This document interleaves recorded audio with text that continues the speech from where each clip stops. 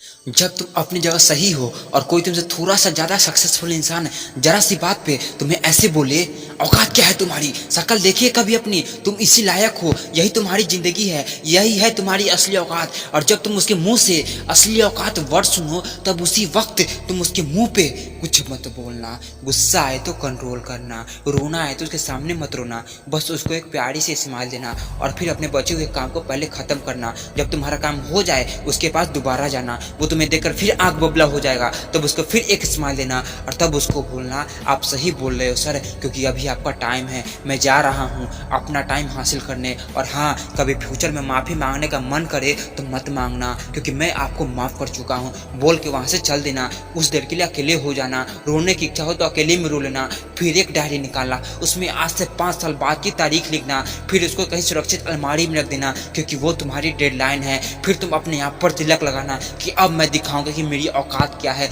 मुझे किसी और से नहीं खुद से लड़ना है, आज से मेरी खुद की कठिनाई एक विरुद्ध जंग चालू है। और एक दूसरा कागज़ निकालना, उसमें लिखना कि तुम्हें ऐसा दिन देखने को क्यों मिला, ऐसा क्या था जो ऊपर वाले ने उसको देके नीचे भेजा और तुझको नहीं दिया। तब तू पाएगा कि तू उससे किसी मामले में कम नहीं है, बल्कि तू अपनी औकात सुनकर तुझसे भी बेहतर हो गया है, क्योंकि वही गुब्बारा ऊपर उठता है जिसमें हवा भरी हुई होती है। अब ये तेरे अंदर की आग तुझे ऊपर उठाएगी। अगर उसने तुमसे पास्ट में ये भी कहा कि मेरे पास 40 लाख की कार है, तो मन में सोचना कि मेरे पास 40 लाख की कार आना तो मुश्किल है, लेकिन मेरे पास 40 करोड़ का पर्सनल प्लेन जरूर आएगा।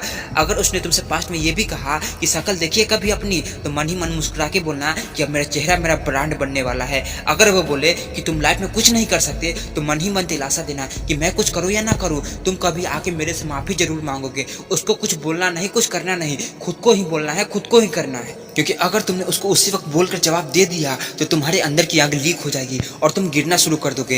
इसलिए अपने अंदर की ज्वालामुखी को ऑन रखना कि अब दुनिया मेरी मेहनत देखेगी, क्योंकि अब मैं नहीं रुकूंगा। दुनिया मुझे पसंद करे या ना करे, वो मेरा नाम जरूर जानेगी, क्योंकि मैं खुद अपने काम को पसंद करता हूँ। अब दुनिया मेरी औकात देखेगी। मेरी जंग किसी इंसान से नहीं, मेरी जंग खुद से है, खुद के आलस से है, खुद के दिमाग से है, खुद के शरीर से है। जब मैं खुद से जीतूंगा तो बाहरी दुनिया अपने आप हार जाएगी। जब मैं जंग में कूदूंगा तो मेरी कठिनाइयां मैदान छोड़ के भाग जाएगी।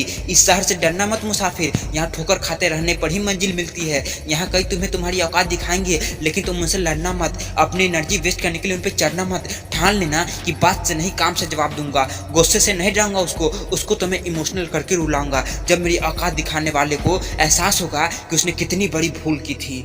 और फिर 5 साल बाद तुम्हारी औकात दिखाने वाला इंसान उस शहर के मेन चौराहे पर लाल बत्ती पर रुकेगा, तब उसके बराबर एक सुपर लग्जरी कार आके खड़ी होगी। वो जब उसकी तरफ देखेगा तो शीशे से कुछ न दिखेगा उसको।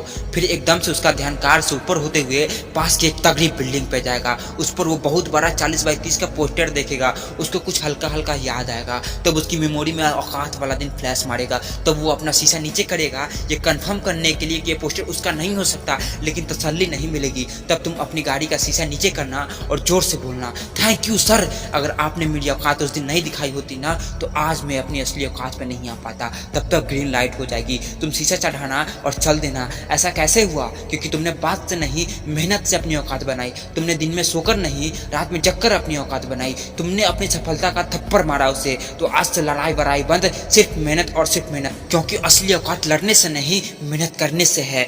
जय हिंद, वंदे मातरम।